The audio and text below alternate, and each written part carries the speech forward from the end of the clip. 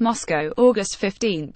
TASS. A dispute between U.S. President Donald Trump and North Korea's leader Kim Jong-un is unlikely to dissolve into a full-fledged armed conflict, CEO of the National Committee for BRICS Research and Director of the Center for Russian Strategy in Asia of the Russian Academy of Sciences Institute of Economy, Georgy Tolaraya, said in a conversation with a TASS reporter on Tuesday.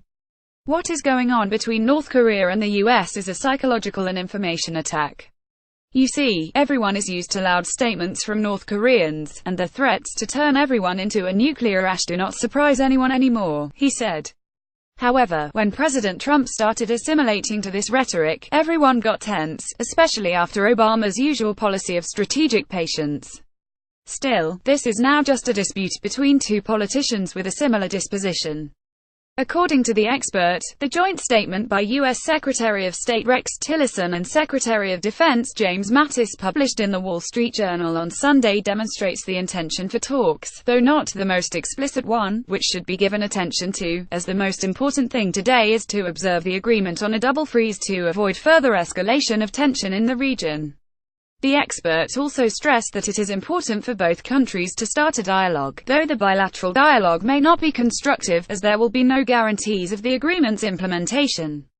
So, Tolaraya explained, it is necessary that all interested countries should sit down for talks and, first of all, return to the issue of North Korea's nuclear program suspension. As for the threats of attacks on Guam, these are idle threats, to my mind, as North Korea does not have the needed military power to stand against the U.S., and this move might lead to its total annihilation, the expert noted. Still, he did not rule out the possibility of making pinpoint strikes.